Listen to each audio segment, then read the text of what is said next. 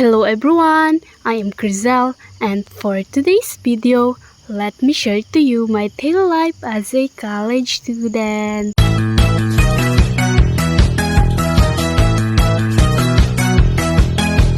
Siya mga beshi, samahay ulit ako ninyo for today's happening in my life. For today's video nga mga beshi, tayo ay magbebenta ng Graham Ball sa school at pagkatapos niyan siya pupunta yan siya ng busok-busokan. Ay siya hindi ko na nabidyohan dyan mga beshi yung pagawa ko ng Graham Ball. Ay siya susunod na lang. Ay siya nag-ready na nga lang siya dyan mga beshi para makapunta na din sa school at mabenta na yung kanyang Graham Ball. Siya hindi yun magiging pera pag hindi natin ibebenta. Siya nag-outfit check pa nga siya dyan mga beshi. Siya magbebenta lang naman yan siya ng Graham Ball. Siya kasama ko nga pala dito mga beshi yung dalawa kong kulilit na ka-boardmate na BSA1. Ay siya sasamahan nga daw ako nila dyan mga bes na magtinda sa kanilang classroom. Ay siya thankful nga talaga ako dyan kay Jubilin mga bes. Tinulungan ako dyan mag-entertain sa kanyang mga klase at sa pilitat pa namang bumili. Huy, mali. Siya sabi ko nga kung hindi sila bibili ay siya atapon ko to. Ay siya nagbilihan man talaga yan sila mga bes. Siya hindi naman talaga natin atapon mga bes. Siya hindi yan magiging pera kung atapon natin. Siya sayang ating pagod. Oy. Ay siya pagdating ko nga dito sa aming classroom ay siya sobrang busy ng aking mga BFF sa pagre-review. Ay siya may long quiz ba naman? Ay siya sila nang bahala sa akin yun mamaya mga bes. Uy, mali. Ay siya hindi ko nga maintindihan mga bes kung bibili pa ito mga klase kong pakarat. Ay siya nagakwentahan pa baga naman kung tig magkakano ang kanilang hatian. Ay siya nag-antay na lang talaga ako dyan mga bes ng final decision ng aking mga customer. Ay siya wala tayong magagawa dahil customer is always right.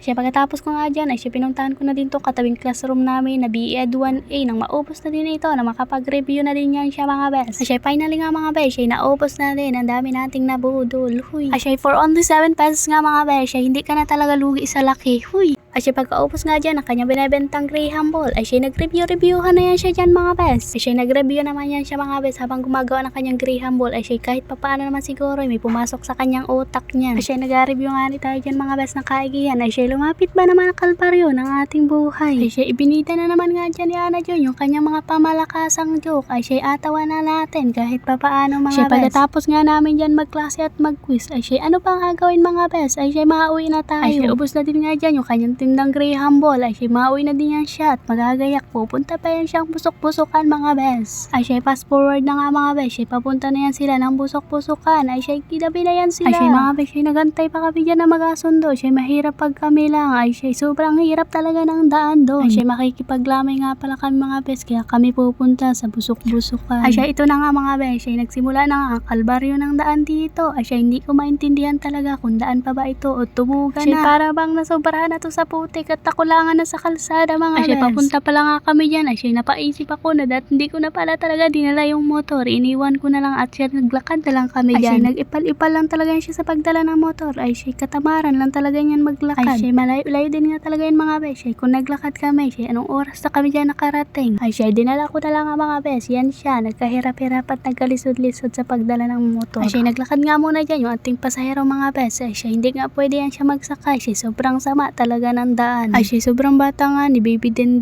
para kunin agad ni Kat. Ay siya mga bes siya anak ng aking stepsister at aking inaanak sa binyag. Ay siya pinilit ko talaga mga bes na makapunta at makapaglamay man lang kahit isang araw. Ay siya pauwi na nga kami dyan mga bes. Ay siya inagaagahan talaga namin dahil siya sobrang sama ng daan. Ay siya kung anong oras kami yan makauwi. Ay siya may klase pa nga siya dyan mga bes na panghapon. Ay siya kailangan talaga niya dyan makabalik agad. Ay siya sobrang sama talaga ng daan dito mga bes. Ay siya hindi ko alam kung daanan pa ba ito ng motor. Ay siya para ba itong putik na may kaunding kalsada mga bes. Ay siya mali nga pa ko nga lang dyan mga bes. Ay siya tumba talaga yan siya. Liko talaga yan siya dyan sa putikan. Ay siya ginawa nga dyan ni mama ang cellphone natin mga bes. Ay siya daw ang mag-video sa amin. Ay siya sabi ko nga ituruan muna baka yung kanyang noong makita. Ay siya kunting kembot na lang nga talaga mga bes. Ay malapit na din tayo sa katotohanan niya. Ay siya hindi ka naman talaga dun sa tao maawa mga bes. Ay dun ka talaga maawa sa motor. Ay siya fast forward na nga lang mga bes. Ay siya kinarwash na lang namin dyan ni mama yung motor. Pinagtulungan na talaga namin dahil sobrang putik. Ay siya hindi naman natin yan pwedeng ibiyahe mga bes. Ay siya sobrang putik. Mapapagkamalan talagang umahon niya ng bundok. Ay siya pugi na naman nga yan siya mga bes. Ay siya pwede na ulit tumihan. Huy hindi. Ay siya nagmamadali na nga yan siya mga bes para makaabot pa sa klase na pang alas 4. Ay siya inabutan pa baga naman yan siya ng ulan. Ay siya ano pang agawin natin mga bes. Ay siya no choice naman. Ay di magapabasa na yan siya. Ay siya mga bes. Ay siya susunod hindi na yan siya mababasa ng ulan. Ay siya magakapote na yan siya. Ay siya mga bes. That's all for today's video. Siya bye. See you on my next vlog.